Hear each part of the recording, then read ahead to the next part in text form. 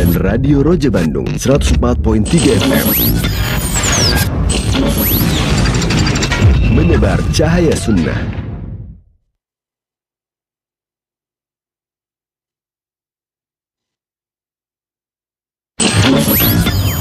Kajian Islam ilmiah di Roja TV dan Radio Roja.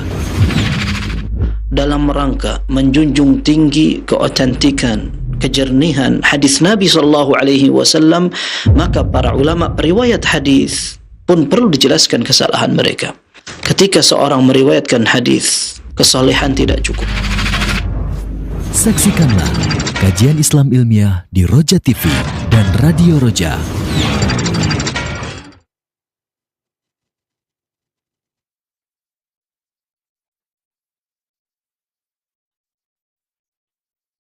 Bismillahirrahmanirrahim. Assalamualaikum warahmatullahi wabarakatuh. Ikhwatul Islam, azanillahu wa iyyakum. Alhamdulillahirabbil alamin, hamdan katsiran thayyiban mubarakan fih kama yuhibbu rabbuna wa yarda. Wassalatu wassalamu ala asrofil mursalin wa ala alihi wa ashabihi ajma'in wa man tabi'ahum bi ihsan ila yaumil qiyamah, amma ba'du. Ikhwatul Islam, azanillahu wa iyyakum, para pendengar, pemerhati dan sahabat Roja semuanya dimanapun antum berada di kesempatan malam hari ini, kita bersyukur kepada Allah Subhanahu wa Ta'ala atas karunia yang Allah berikan kepada kita, keberkahannya dari pagi hingga menjelang malam hari ini. Dan tentunya kita kembali mohon kepada Allah Subhanahu wa Ta'ala, semoga Allah memberikan kepada kita karunia, keberkahan dan hidayahnya dari malam ini hingga esok pagi. Dan kita pun bersyukur kepada Allah Subhanahu wa Ta'ala atas kesempatan kembali kita bisa bertemu dan bersua dalam satu kajian ilmiah yang akan kita simak bersama dari pembahasan kitab Shahih Jami' Shaghir. Dan insya Allah kembali kita akan menyimak faedah-faedah yang akan disampaikan oleh guru kita Al-Ustadz Al-Fadil Dr. M.H. Hasan Ayatullah M.A. Hafizallahu Ta'ala.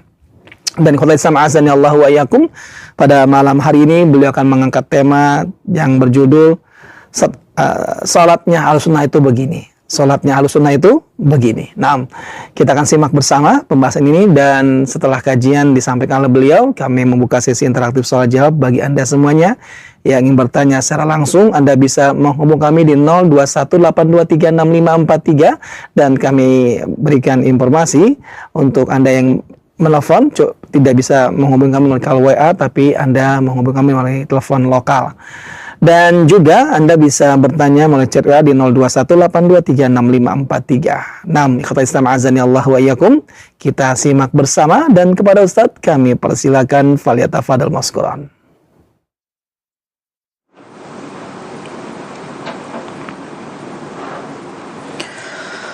Bismillahirrahmanirrahim.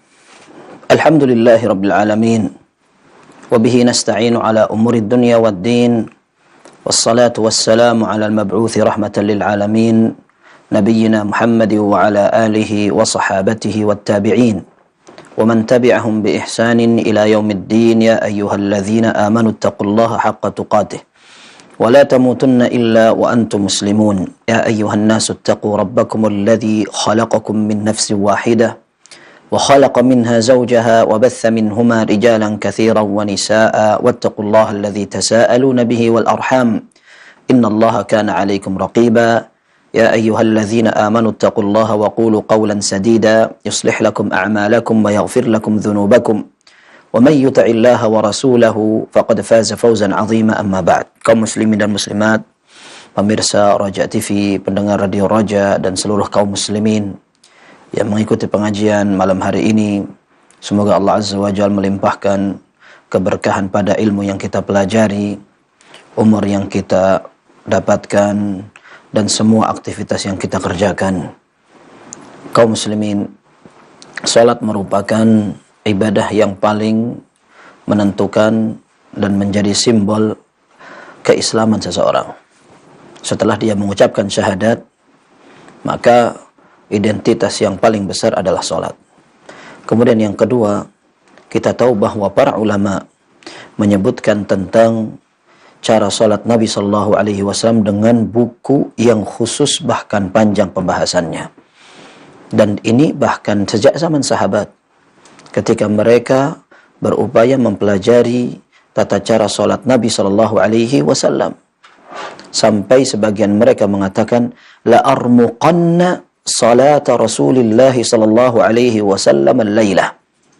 Sungguh aku akan mengawasi, memperhatikan tata cara salat Nabi sallallahu alaihi wasallam malam ini. Sehingga sebagian mereka betul-betul siap-siap untuk mengikuti, meneladani dan memperhatikan dengan seksama. Lalu di antara mereka ada yang sampai menguasai betul. Sehingga ketika menceritakan kepada sesama para sahabat ataupun kepada tabi'in, mereka sampai mengatakan, inni la'a'lamukum salatan bi Rasulillahi sallallahu alaihi wasallam. Atau inni la'a'lamukum bi salati Rasulillahi sallallahu alaihi wasallam. Seperti disampaikan oleh Abu Humaid As-Sa'idi radhiyallahu anhu. Beliau mengatakan, aku lebih tahu dan paling hafal tentang tata cara salat Nabi sallallahu alaihi wasallam di antara kalian. Kemudian ada yang sampai setiap perjalanan ngawasin. Seperti Abdullah bin Umar radhiyallahu anhuma. Beliau mengatakan, sahibtu Rasulullah sallallahu alaihi wasallam fi safar. Aku sering menemani Nabi SAW dalam safar. Fakana la yazidu fi safari ala rak'atain. Ternyata beliau setiap salat fardu di perjalanan tidak pernah lebih dari 2 rakaat ketika melaksanakan salat rubaiyah 4 rakaat. Tidak pernah beliau salat 4 rakaat ketika safar. Beliau selalu menggunakan rukhsah dan keringanan 2 rakaat atau diringkas. Artinya salat ini merupakan sebuah perhatian yang paling tinggi dilakukan oleh para sahabat. Umar bin Khattab radhiyallahu an sebagai seorang pemimpin negara, dan beliau bertanggung jawab kepada bawahannya. Sejak awal beliau memberikan instruksi kepada ajudan-ajudannya. Beliau tulis surat kepada mereka. Beliau mengatakan, inna ahamma umurikum indis salah. Sesungguhnya yang paling aku perhatikan pada urusan yang paling penting di antara kalian adalah salat. Faman hafidhaha wa hafadha 'alaiha hafidha dinah. Orang yang memelihara dan menjaga disiplin terhadap salat, dia akan bisa menjaga agamanya. Wa man dhayya'aha fali ghairiha adya'. Tetapi orang yang menyia-nyiakan salat, biasanya dengan semua amanah, tanggung jawab dan semua tugas, dia lebih gampang untuk meremehkan dan menyia-nyiakan. Maka orang Ahlus Sunnah sudah sepantasnya, semestinya, bahkan sudah seharusnya dia menjadi orang yang paling perhatian terhadap salat. Dan tidak itu saja, dia harus memperhatikan salat yang paling baik. Dan para ulama mengatakan bahwa pembahasan salat sampai diberikan pembagian, ada rukun, ada syarat, ada wajib, ada sunnah. Ya, syarat sebelum dilakukan. Ketika salat, agar salat seorang sah, dia belum mulai, dia harus memiliki tempat badan yang suci. Yang kedua harus masuk waktu. Yang ketiga harus menghadap kiblat dan seterusnya. Kemudian ada rukun. Kalau ditinggalkan, maka salat itu tidak sah, harus diulang. Kemudian ada wajib. Kalau ditinggalkan, tidak boleh secara sengaja. Kalau seorang meninggalkan wajib secara sengaja, banyak para fuqaha mengatakan dia harus membatalkan salatnya, dia harus mengulang. Kemudian yang sunnah, seseorang tidak batal dan tidak berdosa ketika meninggalkan sunnah salat, akan tapi dia rugi dari pahala yang besar ketika salat itu ternyata ada sunnah yang dulu Nabi SAW kerjakan. Baik, idealnya bagaimana? Yang dibahas oleh para ulama, rukun, sebelumnya dilakukan ada syarat sah, kemudian ada wajib dan ada sunnah. Ini untuk menggampangkan dalam memahami fikih salat dan fikih lainnya. Akan tetapi lihat bagaimana praktek orang yang memang cinta kepada Nabi Sallallahu Alaihi Wasallam. Mereka akan mengikuti semua gaya ibadah Nabi SAW. Mereka tidak akan ributkan ini sunnah atau wajib, ini rukun atau bukan. Tapi sekedar Nabi Sallallahu Alaihi Wasallam mengerjakan seperti itu, mereka hafal mati dan mereka akan praktekkan. Tidak seperti orang yang sebenarnya memang diuji hatinya oleh Allah, ada keresahan untuk mengikuti agama. Sampai akhirnya disibukkan dengan hal yang tidak terlalu penting dan prioritas. Akhirnya sholatnya buruk. Kalau ada orang yang baik ibadah sholatnya, Nabi SAW, Allah Azza wa Jalla menyatakan, alladzina hum fi salatihim khashi'un. Orang-orang yang khusyuk di dalam salatnya. Siapa mereka? Ini orang beriman. Dalam surat Al-Mu'minun, ini ciri orang beriman pertama ini, salat khusyuk. Baik. Tetapi ada juga orang yang salatnya jelek. Sampai ada yang dikenal dengan al-musi'u salatah. Orang yang salatnya jelek. Dan Nabi SAW menyuruh orang itu untuk mengulang. Ketika salat mengulang. Ketika salat diperintah untuk mengulang kembali. Sampai Nabi SAW mengajarkan kepada sahabat itu. Tetapi hadis ini sampai dikenal dengan salat orang yang memang banyak salahnya. Maka orang tidak tahu belajar. Dan orang yang diberi tahu, maka dia berusaha untuk mengikuti karena ini adalah sebuah hadiah terbaik. Dulu, para ulama salaf, para sahabat, ketika mereka diajari tata cara sholat Nabi SAW, mereka tahu itu adalah hadiah terbaik. Ada seorang sahabat mengatakan kepada seorang tabi'in, ala uhdi laka hadiyah, mau nggak aku beri kamu hadiah? Hadiah indah sekali, hadiah yang istimewa sekali. Lalu beliau menceritakan tentang tata cara salawat Nabi SAW di dalam salat. Mereka anggap itu sebuah pemberian yang besar. Lalu sekarang ketika ada orang mengingatkan kita tentang salat yang ideal dan istimewa, maka sudah sepantasnya seorang berterima kasih, berusaha memperbaiki, kemudian dia ingin agar sholatnya sesuai dengan ajaran Nabi SAW. Kaum muslimin, tidak lama insya Allah, semoga Allah Azza wa Jalla memanjangkan umur kita dan memberi kita taufik untuk beribadah di bulan Ramadan. Ya, dan kita tahu bahwa simbol ibadah di dalam bulan suci adalah puasa dan sholat malam. Sholat malam ini sejatinya bukannya di bulan suci, akan tetapi sebenarnya dilakukan di setiap saat. Hanya memang corong ibadah yang paling terlihat di bulan suci adalah dua hal itu, puasa, salat malam. Maka Nabi SAW menyatakan, man shoma ramadhana imanan wa ihtisaban. Siapa yang puasa Ramadan karena beriman, karena percaya kepada Allah dan berharap pahalanya. Tapi Nabi SAW juga mengatakan, man qama Ramadan, siapa yang salat malam di bulan suci Ramadan karena hal yang sama, iman dan berharap pahala dari Allah. Ini menunjukkan bahwa memang masing-masing ada ibadah yang menjadi prioritas. Ya, menjadi ikon ibadah ini. Maka orang paling beruntung, orang yang selalu menakar, menimbang dan menjadikan patokan ibadahnya dengan ajaran Nabi SAW sehingga yang dilakukan bisa maksimal, bisa terbaik dan bisa ideal. Salatnya pun demikian. Kaum muslimin, 3 hadis pertama kita membahas tentang masalah salat.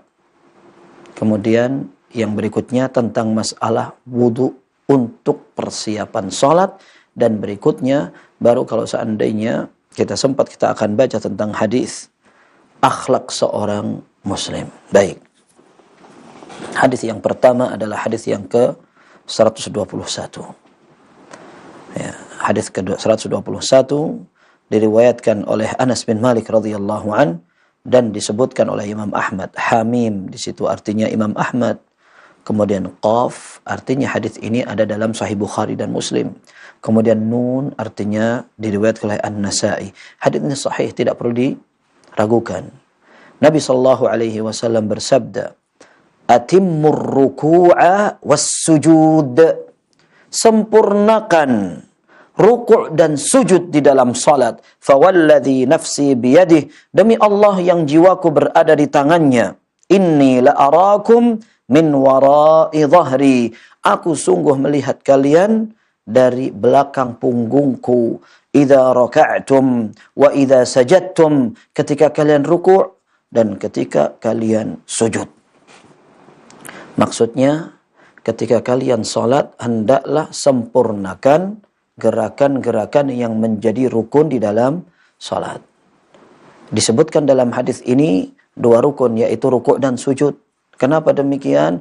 Karena bisa jadi rukuk dan sujud merupakan rukun yang paling terlihat dan menunjukkan penghambaan sempurna kepada Allah. Sujud, rukuk, berdiri, dan duduk. Sehingga 2 model ibadah atau gerakan dan aktivitas ini tidak boleh diberikan kepada selain Allah subhanahu wa ta'ala. Atau ini memang merupakan penyebutan ibadah secara sempurna, tapi dari salah satu bagiannya. Ya. Artinya ketika ada orang melaksanakan sholat, Nabi SAW mengatakan, yang pengen masuk surga bersamaku, fa'inni ala nafsika bi kathratis sujud. Perbanyaklah sujud. Sujud yang dimaksud adalah sholat. Maka dikatakan sujud itu salah satu bagian dari sholat, yang maksudnya perbanyaklah sholat secara sempurna. Baik. Yang kedua pelajaran pentingnya, tumakninah. Dari bagian sholat adalah rukun. Menurut pendapat jumhurul ulama, mayoritas ulama. Sehingga yang namanya rukun kalau tidak dilakukan maka sholatnya batal. Kalau rumah ini dibangun, kita tahu bahwa rumah memiliki bagian yang tidak bisa ditinggalkan. Yang pertama pondasi, yang kedua tiang, yang ketiga adalah atap. Rumah tanpa atap berarti belum jadi. Rumah tanpa pondasi berarti siap untuk roboh di waktu yang sama. Dan tanpa tiang, ini bukan rumah namanya. Ini namanya gambar. Ya. Maka rumah yang dikatakan dia sempurna kalau dia rukunnya sudah ada. Pondasi, tiang, atap. Adapun tembok seorang tidak harus untuk memiliki atau membuat secara sempurna pakai batu, karena seandainya ada orang menggunakan bambu jadi, ada orang pakai kain jadi, bisa ditempati.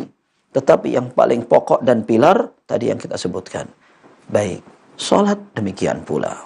Mayoritas ulama mengatakan bahwa salat tidak bakal seorang dengan sengaja meninggalkan rukuk, tidak pakai sujud, tidak pakai berdiri padahal dia mampu. Ya, maka demikian pula tumakninah merupakan bagian di dalam salat. Maka yang diperintah ini atimmu, sempurnakan. Apakah berarti seseorang diperintahkan untuk rukuk dan sujud saja? Kita tahu bahwa menurut pendapat jumhur, orang tidak rukuk, dan bahkan semua ulama madhab, orang kalau salat tidak pakai rukuk, tidak pakai sujud, salah, batal salatnya. Tetapi ternyata Nabi SAW berpesan bukan hanya itu, tetapi sempurnakan. Ada hadis yang sama dengan pesan ini. Nabi SAW dalam hadis yang sahih diriwayatkan oleh Imam Ahmad. Nabi SAW menyatakan, aswa'un nasi sariqatan alladhi yasriqu fi salatihi. Ya, orang yang paling jelek kalau dia mencuri, maka orang yang melakukan pencurian di dalam salat. Qulna, maka para sahabat mengatakan, kami bertanya, ya Rasulullah, wa kaifa yasriqu min salati? Bagaimana ada orang mencuri di dalam salat? Qala la yutimmu ruku'aha wala sujudaha. Dia tidak menyempurnakan rukuk dan sujudnya. Dalam lafaz berbeda redaksinya diberikan yang menafsirkan la yuqimu sulbahu fir ruku'i was sujud. Dia tidak menegakkan tulangnya ketika rukuk dan sujud. Para ulama memberikan definisi. Tumakninah itu apa? Tumakninah artinya gerakan yang membuat ketika badan ini tenang, lurus ketika mengerjakan sebuah rukun. Contohnya, ketika dia rukuk, maka dia melaksanakannya sampai berhenti, tek, kemudian dia mustaqir. Dia betul-betul tenang. Ini namanya tumakninah. Dan ini kita sebutkan tadi, merupakan bagian yang dijadikan rukun oleh jumhurul ulama. Ada satu madhab yang tidak mengatakan ini rukun, yaitu madhab Hanafiyah.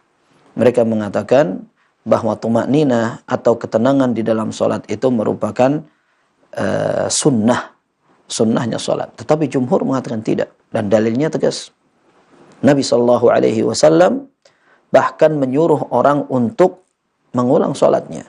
Hadisnya masyhur yang tadi kita sebutkan sebagai hadis orang yang sholatnya buruk. Dalam hadis Abu Hurairah dalam Sahih Bukhari dan Muslim, anna Rasulullah sallallahu alaihi wasallam dakhala al-masjid. Beliau masuk masjid, fadakhala rajulun, ada orang juga masuk ke masjid. Fasalla, lalu orang itu salat. Thumma jaa fasallama 'ala Nabi sallallahu alaihi wasallam. Dia datang menghadap ke Nabi sallallahu alaihi wasallam mengucapkan salam. Faradda alaihi salam, maka Nabi sallallahu alaihi wasallam menjawab salam itu. Kemudian beliau mengatakan, irji' fasalli fa innaka lam tusalli. Kamu balik salat lagi, kamu belum salat. Qala faraja'a fasalla kama shalla. Orang tadi balik salat lagi tapi salatnya seperti yang tadi. Thumma jaa fasallama 'ala Nabi sallallahu alaihi wasallam. Orang itu kemudian datang mengucapkan salam dan dijawab lagi dan diucapkan hal yang sama. Irji' fasalli fa innaka lam tusalli. Balik salat lagi, kamu belum salat. Sampai 3 kali, dan orang itu juga mengulang seperti salat sebelumnya. Lalu dia mengatakan, ya Rasulullah la uhsinu ghairahu fa'allimni. Ya Rasul, ana enggak ngerti cara salat yang aku ketahui yang seperti tadi, ajarin aku.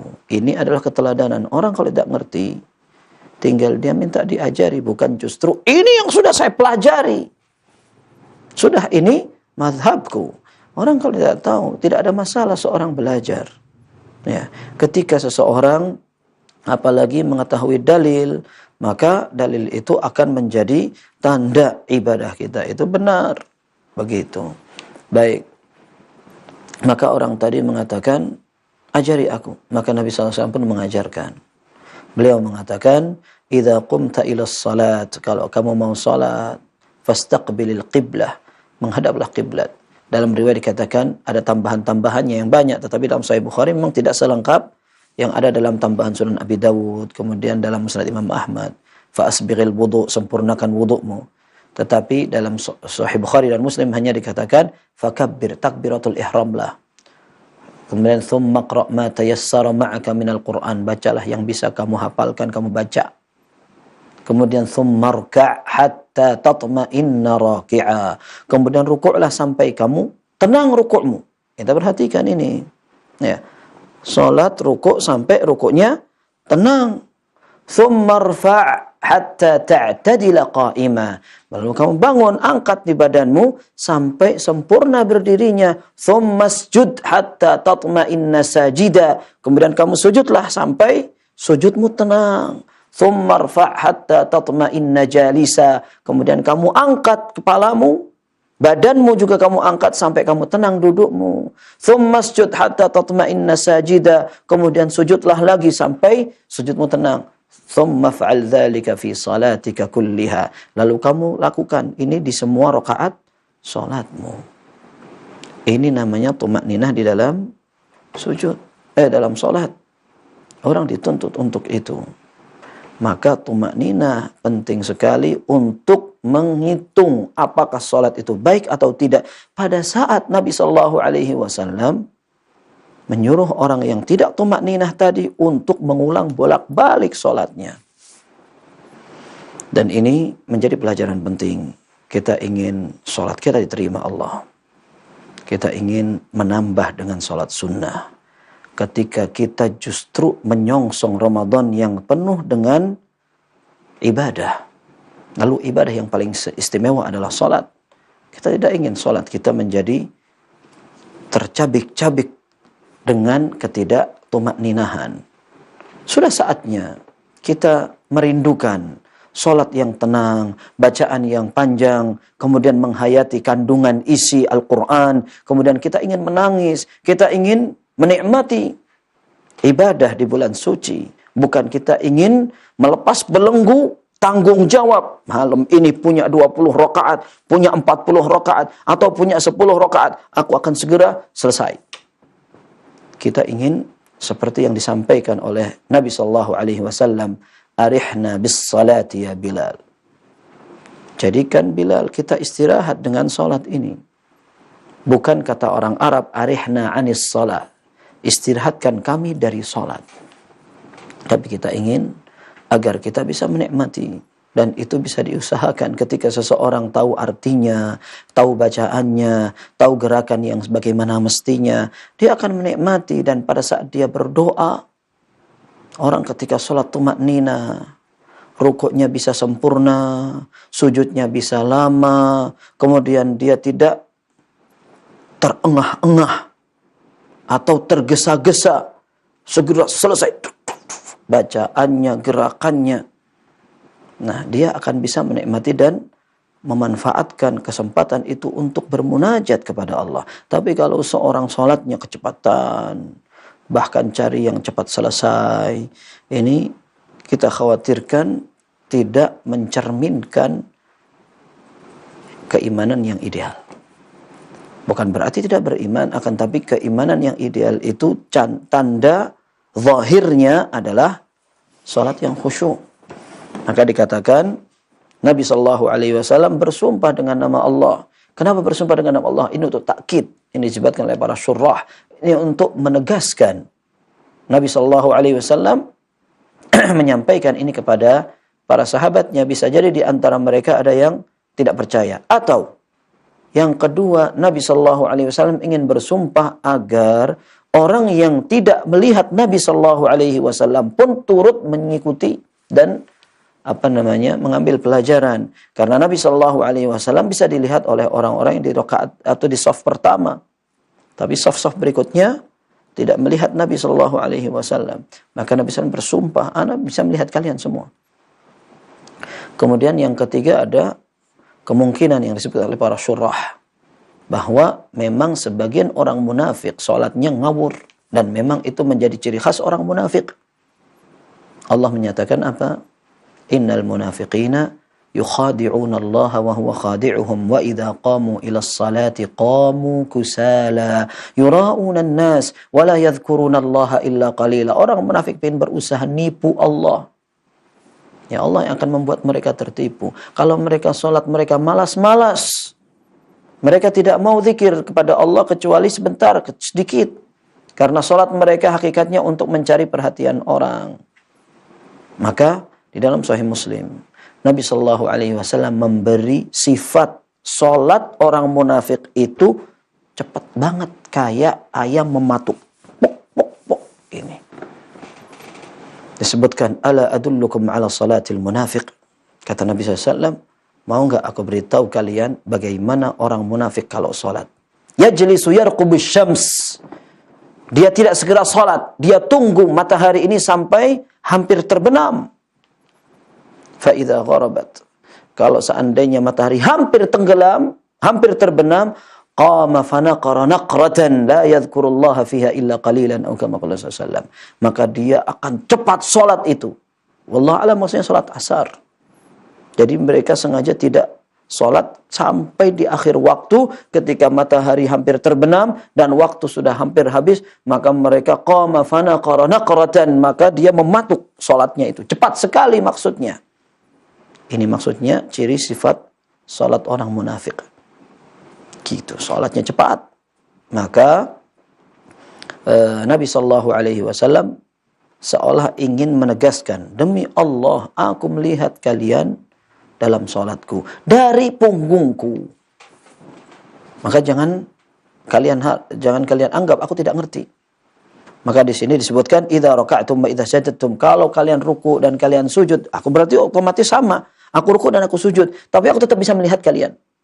Disebutkan di sini, demi Allah yang jiwaku berada di tangannya, aku bisa melihat kalian dari arah punggungku. Sebagian ulama mengatakan bahwa penglihatan ini maksudnya adalah pengetahuan, bukan melihat mata. Ada yang mengatakan enggak, tapi melihat mata, karena Allah Azza wa Jalla meletakkan mata dan penglihatan fisik di punggung Nabi SAW dengan bentuk yang kecil. Tapi ini dibantah oleh Al-Munawi rahimahullah, ini adalah makna yang tidak ada dalilnya. Kemudian sebagian ulama mengatakan Allah yang membuat kita melihat, Allah yang mensyariatkan kita salat dan membuat sebuah keindahan yang bisa dinikmati. Allah Maha mampu untuk menjadikan Nabi SAW melihat ke belakang. Maksudnya melihat ke belakang dengan mata yang lain. Ya, Maka ala kulli hal yang jelas, di dalam hadis yang kita pelajari ini terdapat penekanan agar kita bisa tumakninah di dalam sholat. Ketika kita bisa sholat 2 rakaat, entah itu di tengah malam atau di sholat tarawih, tetapi ruku', tumakninah, sujud lama bisa kita nikmati, maka ini indah.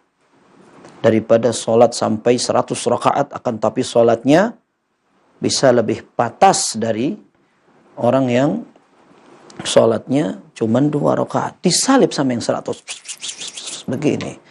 Kita ingin lebih dekat kepada Allah.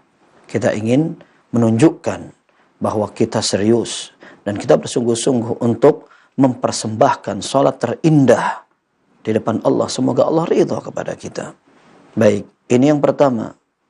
Tentang tumakninah di dalam sholat, Nabi SAW mengatakan, ingat ya, aku melihat kalian dari belakang punggungku. Karena kalau Nabi SAW melihat dari mata fisiknya, menoleh itu merupakan hal yang menjadi pantangan di dalam sholat atau larangan. Ya, dalam hadis dikatakan, iyyakum waliltifata fis shalah. Hati-hati kalian dari melirik, menoleh di dalam salat. Su'ilan Nabi sallallahu alaihi wasallam an iltifati fis salah. Nabi SAW ditanya tentang menoleh di dalam salat, maka Nabi SAW menjawab, huwa ikhtilasun yakhtalisuhu syaitanu min salatil abd. Itu adalah curian yang dilakukan setan dari salat seseorang muslim. Maka yang dimaksud di dalam hadis ini, beliau melihat dari tatapan khusus di balik punggung beliau. Baik. Hadis yang kedua dan ketiga ini berkaitan dengan shaf dan ada redaksi yang sama. Nabi sallallahu alaihi wasallam perintahkan untuk menyempurnakan shaf dan beliau mengatakan, aku lihat kalian dari balik punggungku. Artinya sempurnakan beneran. Sempurnakan beneran. Baik. Hadis yang ke-122 diriwayatkan oleh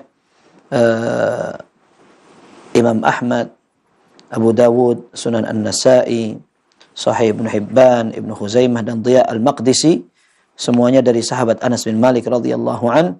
Nabi sallallahu alaihi wasallam menyatakan, atimmus shaffal muqaddam, sempurnakan shaf yang awal, thumma alladhi yalihi, kemudian belakangnya, fama kana min naqsin falyakun minas shaffil muakhkhar. Kalau ada yang kurang, ada yang bolong, maka kekurangan orang di shaf itu yang belakang, jangan yang depan atau di tengah.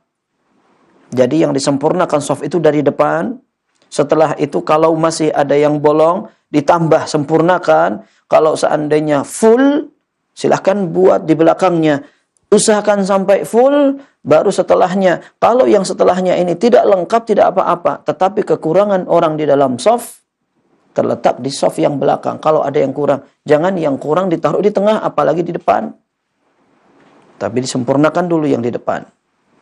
Yang belakang, kalau sempurna, alhamdulillah. Kalau tidak, maka kekurangan di belakang tidak menjadi masalah. Dan ini perintah untuk menyempurnakan shaf. Ini yang hadis yang kedua. Hadis yang ketiga, diriwayatkan oleh Imam Muslim.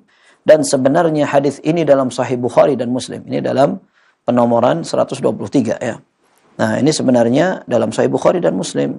Nabi sallallahu alaihi wasallam menyatakan, aqimu sufufakum, sempurnakan shaf kalian. Kemudian yang kedua ini dalam kitab ini dikatakan, atimmus sufuf, sempurnakan shaf-shaf kalian. Fa inni arakum khalfa dhahri, karena aku melihat kalian dari balik punggungku. Berarti intinya di sini ada penekanan untuk menyempurnakan shaf. Dan menyempurnakan shaf merupakan kesempurnaan di dalam salat. Dalam Sahih Bukhari dan Muslim, Nabi sallallahu alaihi wasallam menyatakan, ini sering kita dengar dari para imam. Dan ini sunnah.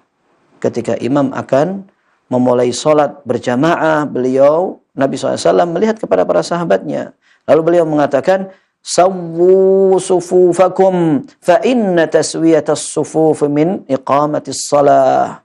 Atau min tamamis salah, dalam redaksi yang berbeda. Sempurnakan, samakan shaf kalian. Karena kesempurnaan, persamaan, atau keindahan di dalam shaf merupakan kesempurnaan di dalam salat. Dalam hadis yang lain disebutkan, fa inna taswiyatas saffi min husnis shalah. Karena kesamaan dan kerataan shaf di dalam salat merupakan kebaikan atau indahnya salat.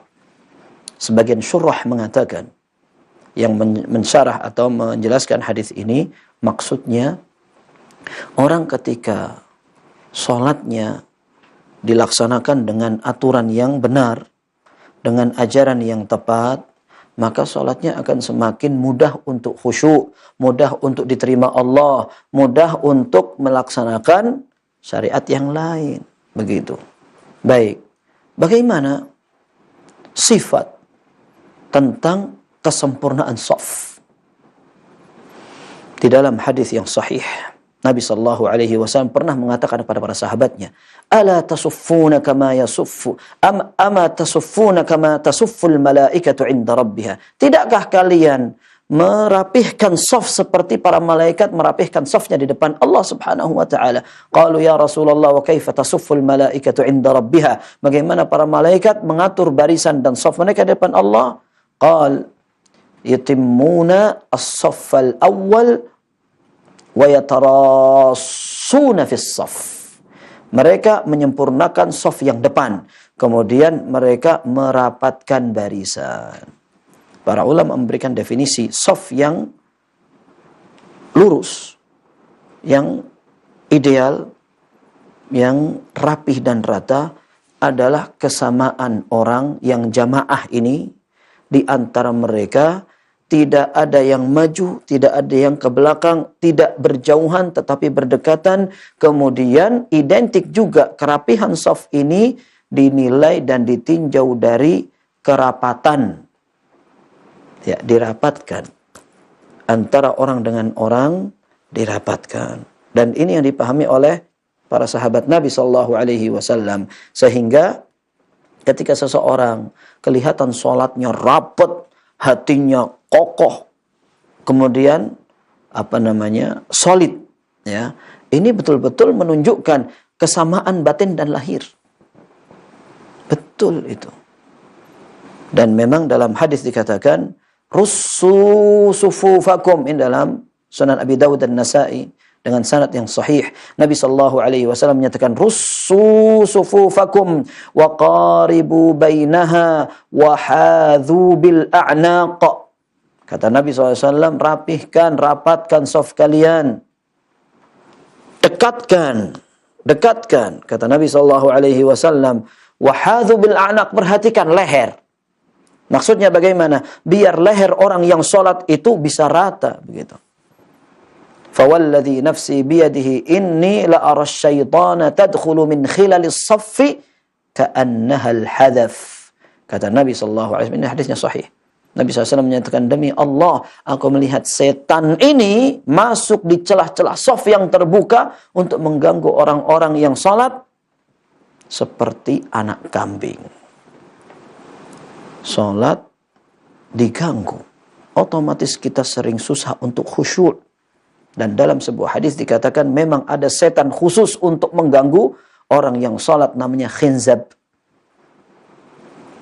Nah, jadi di dalam hadis yang sahih pula dikatakan, idza adzana al-muadzin adbara asy-syaitanu wa lahu durat. Apabila azan dikumandangkan, setan akan lari terbirit-birit sampai terkentut-kentut. Fa idza qudiyan nida'u aqbal. Kalau azan selesai dikumandangkan, datang lagi setan itu. Fa idza thuwiba bis salati adbar. Kalau nanti iqamah dikumandangkan, lari lagi terbirit-birit dia. Wa idza qudiyat tathwibu aqbal. Kemudian kalau iqamahnya sudah selesai, datang lagi ini setan. Kemudian dia akan mengganggu salat seseorang sampai hatta inna ahadakum la yadri kam shalla, sampai salah satu di antara kalian tidak ngerti berapa rakaat sudah ya salat ini tadi. Diganggu oleh setan. Jadi setan datang bukan untuk salat bersama seperti sebagian orang dengan gampangnya main-main. Enak dong kalau salat didatangi setan, setannya diajak salat sekalian. Kita apakah tidak berpikir bahwa setan itu akan merusak salat kita gitu. Apalagi ini hadis. Kemudian Nabi SAW memberi peringatan ini. Tidak main-main. Salat ini penting. Dan orang yang takut kepada Allah menjadikan salat sebagai barometer dia. Dia takut salatnya tidak diterima. Siapa orang yang takut salatnya tidak diterima? Orang yang paling paham bahwa salat itu penting. Kalau orang tidak tahu pentingnya salat, maka wajar dia tidak peduli dengan salatnya, bahkan mengolok-olok, tidak perlu dengan sunnah, bahkan jalan aja kayak air mengalir. Tidak perlu belajar juga. Kurangkah kita belajar? Dari sejak di SD saja itu, subhanallah, para sahabat belajar sampai mereka saling bertanya, saling mengawasi, dan mereka juga saling mengajarkan. Maka kita katakan bahwa syaitan tidak akan diam ketika ada orang sholat. Ditambah lagi ikhwah sekalian, kaum muslimin, shaf ini para ulama mengatakan tidak merupakan syarat sah sholat. Tidak merupakan bagian dari rukun sholat. Artinya kalau shaf orang itu salah, tidak rapi, bentuknya kayak gigi. Satu di sini, satu di sini, satu di sini. Ini rusak banget ini shafnya. Cuman tidak membuat sholat seseorang tidak sah. Sholatnya tetap sah. Tapi pahalanya sayang banget. Ya, pahalanya sayang banget karena dia tidak dapat. Cuman shaf ini akan berpengaruh pada kerapihan, persatuan, dan juga kesamaan pendapat, kesamaan batin. Dalam Sahih Bukhari dan Muslim dari sahabat Nu'man ibn Bashir radhiyallahu anhuma, Nabi sallallahu alaihi wasallam sampai mengatakan, la tusawwunna sufufakum aw la yukhalifannallahu baina wujuhikum aw baina qulubikum. Sungguh kalian betul-betul harus merapihkan shaf. Kalian betul-betul harus rapihkan shaf kalian. Kalau tidak, Allah akan cerai-beraikan muka kalian atau hati kalian. Para syurrah ketika menyebutkan hadis ini, mereka mengatakan artinya hati orang menjadi tidak sama prinsip dan kemauannya jadi berbeda-beda. Sehingga seorang tidak bisa bersatu. Gara-gara apa? Gara-gara shafnya tidak dia perhatikan. Lalu bagaimana kita ingin bersatu, kaum muslimin kuat, solid, bersatu betul-betul, saling mendukung, membela, memperjuangkan. Sementara untuk sholat, kita tidak punya perhatian. Bermain-main, berlomba-lomba, rebutan, dan mempercantik, bahkan melomba-lombakan masjidnya. Kalau perlu yang kita sering dengar, berebut masjid.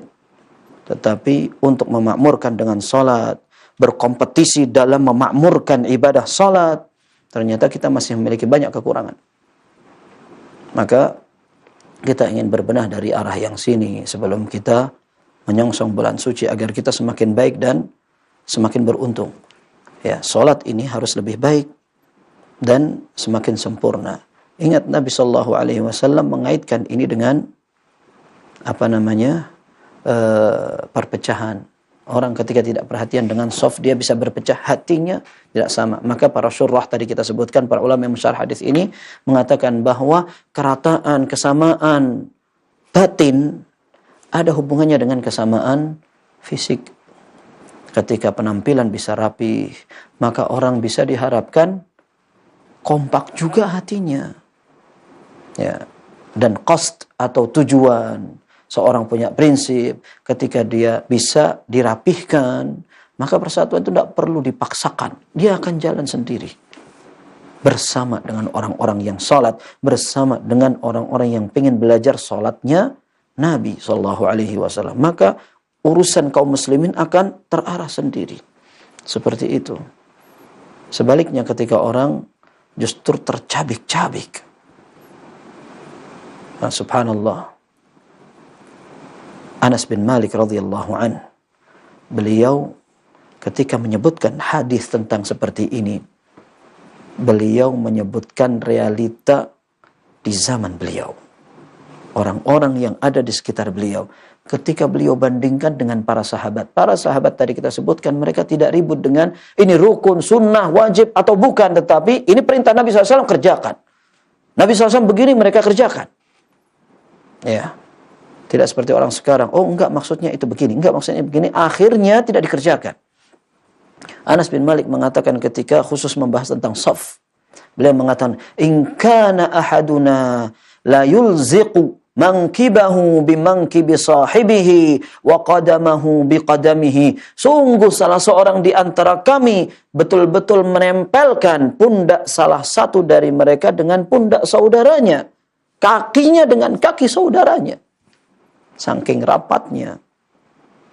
Kemudian beliau mengatakan, "Lau dhahabtu af'alu hadzal yaum lanafara ahadukum kabaghlin syamus." Kalau seandainya aku praktekkan sekarang, sungguh sebagian dari kalian akan lari seperti keledai yang susah diatur. Ini dalam Sahih Bukhari. Dalam Sahih Bukhari, Anas bin Malik sampai mengatakan, demi Allah, kalau aku praktekkan sekarang, bakal yang gak terima banyak itu. Bahkan sebagian kalian, ini kata Anas bin Malik, ini zaman beliau, ini zamannya tabi'in masih banyak. Sahabat juga masih banyak. Kalau aku praktekkan ini sekarang, maka sebagian kalian bahkan akan lari, kabur. Diajak rapat doang. Sholat rapat aja, kabur. Gimana kalau diajak sholat seperti Nabi SAW ajarkan? Ya, mirip seperti Ramadan di 10 hari kedua, ketiga. Ketika orang-orang sudah bosan. Kita bersyukur, bahagia banget nih. Masjid penuh di awal Ramadan. Tapi tidak bertahan lama. Sampai 5 hari sudah mulai banyak berkurang. Pekan pertama selesai banyak berkurang. 10 hari berikutnya sudah sepi seperti sedia kala. Seperti hari-hari biasanya. Ya, ini bagaimana? Berarti euforia untuk menyambut Ramadan ini hanya musiman saja. Nah, tapi ala kulli hal, ahlus sunnah adalah orang yang paling paham terhadap sunnah. Dan ahlus sunnah adalah orang yang sholatnya paling nyunnah. Baik, hadis berikutnya berkaitan dengan wudu, persiapan orang yang sholat. Ini yang dikatakan oleh para ulama sebagai syarat sah. Orang ketika akan sholat, dia harus wudu terlebih dahulu. Ya, la yaqbalullahu salata ahadikum idza ahdatha hatta yatawadda. Allah Azza wa Jalla tidak akan menerima salat salah seorang di antara kalian kalau batal wudunya sampai dia berwudu. Baik, hadis ke-124. Tidak tata cara wudu, tetapi kembali menyempurnakan wudu. Qala alaihi salatu wassalam, ini disebutkan dalam disebutkan di sini ha itu maksudnya Ibnu Majah. Dari Khalid bin Walid, dari Yazid bin Abi Sufyan, dari Syurahbil bin Hasanah, dari Amr bin Al-As. Tetapi hadis ini sebenarnya ada juga di dalam Sahih Bukhari dan Muslim. Dari sahabat Abu Hurairah, dari sahabat yang lain juga. Nah, hadisnya hampir sama. Disebutkan dalam riwayat atau hadis nomor 124, Atimmul wudu wailul lil a'qabi minan nar. Sempurnakan wudu kalian dan celakalah. Wail itu ada yang mengartikan celaka, ada yang mengartikan wail itu adalah nama dari sebuah lembah di neraka. Ya, artinya ini ancaman. Lil a'qabi minan nar, untuk bagian tungkak kaki, kaki yang paling belakang, kaki di bagian belakang ini. Tungkak ini namanya. Nah, bagian yang belakang ini dia akan dibakar api neraka. Ketika ada orang wudu untuk sholat, tapi bagian itu terlupakan, tidak terkena air wudu. Kenapa yang disebut itu? Karena yang sering terlupakan orang dan kurang diperhatikan di bagian itu. Meskipun bagian yang lain pun bisa sama, seperti siku. Karena di belakang ini. Jadi orang ketika wudu, seringkali dia begini saja, tanpa melihat dan memperhatikan bagian belakang. Pun kaki. Ketika orang berwudu seringkali kakinya begini-begini aja, seret gini, kemudian yang belakang kurang diperhatikan. Atau mungkin kakinya pun dibolak-balik begini, tapi air itu ternyata masih belum sempurna. Nabi SAW mengancam, wailun lil a'qabi minan nar. Celaka bagian belakang kaki yang tidak terkena air wudu, itu maksudnya. Dalam hadis yang lain disebutkan bahwa hadis ini dalam Sunan Abi Dawud, ya, Nabi SAW melihat ada orang berwudu memang. Ternyata bagian ini tidak kena air wudu. Dikatakan anna Rasulullah sallallahu alaihi wasallam ra'a qauman wa aqabuhum taluh.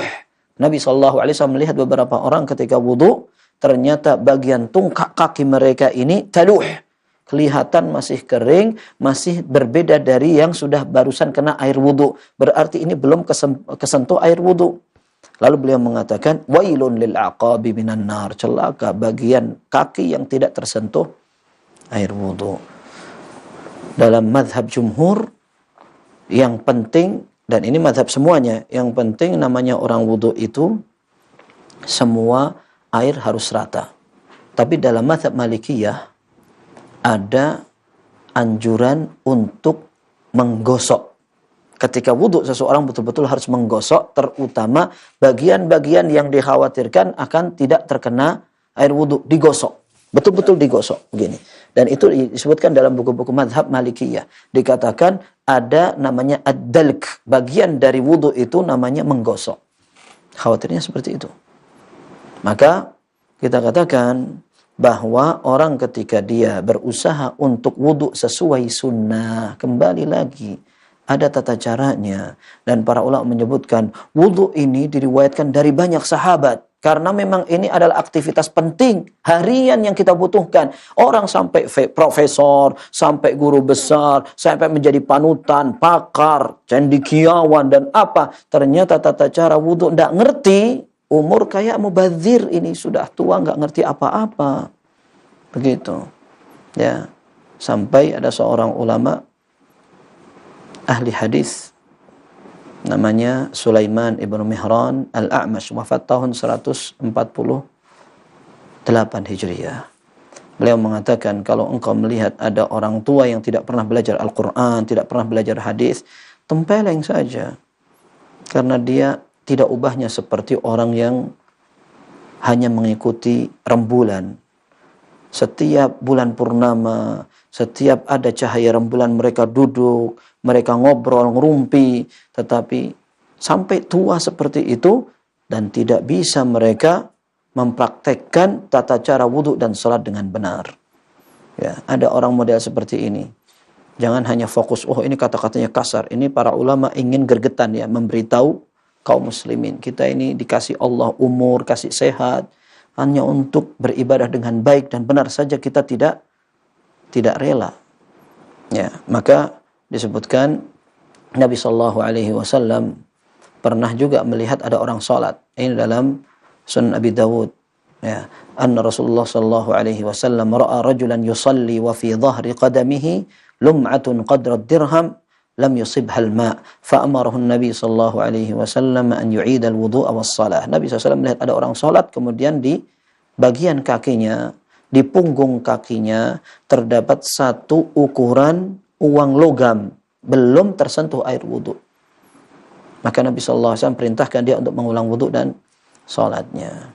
Nah, ini penting sekali, ini prinsip. Orang ketika berwudhu, dia perlu perhatian. Tidak harus airnya banyak. Bahkan Nabi SAW perintahkan untuk tidak boros. Nabi SAW menyatakan, "Faman zada ala hadha faqad ta'adda wa zalam." Tata cara wudhu itu 3 kali. Yang lebih dari ini zalim dia, kata Nabi SAW. Ta'adda, melampaui batas. Ya, sampai disebutkan dalam hadis seperti itu. Artinya orang ketika berwudhu pun yang penting rata, bukan airnya mau seperti menyelam di air laut. Sudah begitu masih ternyata tidak sempurna pula wudhunya. Jadi melakukan kesalahan 2 kali. Maka kita katakan, orang yang ingin wudhunya sempurna, nanti ada kaitannya dengan sholat yang sempurna, belajar. Kita ini masih sangat terbatas ilmu kita. Lingkungan kita tidak seperti lingkungan para ulama dulu. Buku-buku kalau dulu menjadi teman hidup, bahkan bagian yang tidak terpisahkan. Tidur bersama kitab, ada masalah tanyakan kepada masyayikh dan seterusnya. Nah, maka kita merasa lebih berkepentingan untuk belajar agama, terutama di masa-masa seperti ini. Kita tutup dengan hadis terakhir. Ya. Hadis yang diriwayatkan oleh Imam Hakim dari Hudzaifah, dari Uqbah bin Amir Maksudnya sahabat yang berbeda-beda ini. Ada sahabat Hudzaifah, ada sahabat Uqbah bin Amir, dan ada sahabat Abi Mas'ud Al-Ansari radhiyallahu anhum ajma'in. Dan sebenarnya hadis ini tidak hanya dalam Al-Mustadrak lil Hakim, bahkan dalam Sahih Bukhari dan Muslim pun ada dengan redaksi yang hampir sama. Ya, disebutkan dalam hadis ini Nabi sallallahu alaihi wasallam menyatakan, Utiyallaha azza wa jalla bi'abdin min ibadihi atahu Allahu mala. Allah azza wa jalla ya dibawain hambanya. Dibawain maksudnya bagaimana? Di dalam riwayat Bukhari dan Muslim disebutkan, Inna rajulan kana fi man kana qablakum atahul malaku liyaqbida ruhahu. Sungguhnya ada orang, kata Nabi SAW, di umat sebelum kalian, malaikat datang untuk mencabut nyawanya. Nah, berarti maksudnya Allah dibawain itu maksudnya malakul maut mencabut ruh seseorang, kemudian dibawa untuk menghadap Allah subhanahu wa ta'ala. Nah, hamba ini atahullahu malan, pernah kaya, diberi kekayaan oleh Allah subhanahu wa ta'ala. Faqala lahu, madza amilta fid dunya? Allah azza wa jalla bertanya kepada hamba ini, coba apa yang pernah kamu lakukan amal soleh di dunia? Faqala ma amiltu min syai'in ya Rabb. Maka orang tadi mengatakan, aku tidak punya amal apa-apa ya Allah. Illa annaka ataitani malan. Hanya waktu itu yang ana ingat ya Allah, engkau pernah memberi aku kekayaan, harta. Fakuntu ubayyu'un nas, dan waktu itu aku jualan.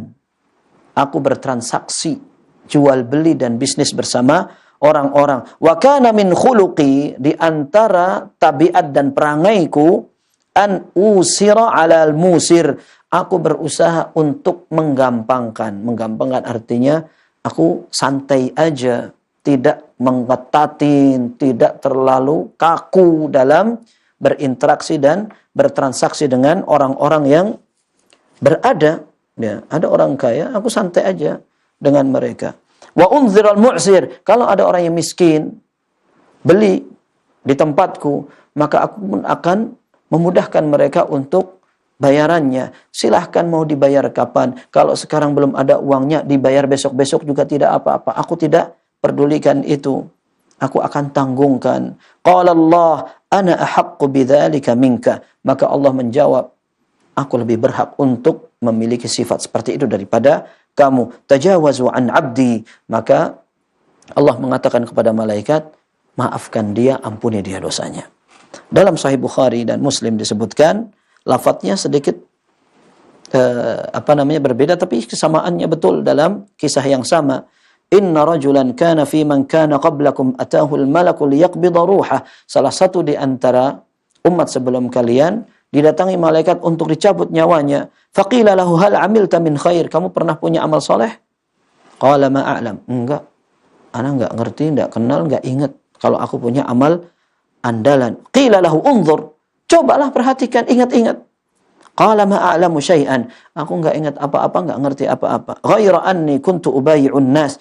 Hanya seingatku, aku dulu pernah bertransaksi jual beli dengan orang fid dunya, ketika di dunia, wa ujazihim, aku gampang maafkan, sudah, gampang sudah, enggak usah terlalu diperketat, terlalu perhitungan. Fa unzirul musira wa atajawazu 'anil mu'sir.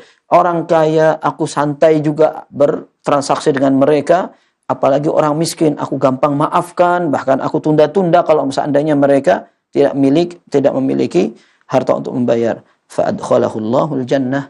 Akhirnya Allah masukkan pedagang ini ke surga. Ini sifat seorang muslim ketika dia berinteraksi dan bermuamalah dengan sesama. Kalau dia adalah orang berperangai ideal, sempurna, dan betul-betul beriman kepada Allah, tawakal dengan rizkinya, kemudian dia berusaha untuk memperlakukan orang seperti dia ingin diperlakukan orang lain. Nah, ini berat semua. Kita katakan ini bukan berarti kita harus kayak gini, kalian harus begini. Enggak. Kita sama-sama merasakan ini adalah tipe yang susah dilakukan dan dipraktekkan. Tetapi memang idealnya seperti ini.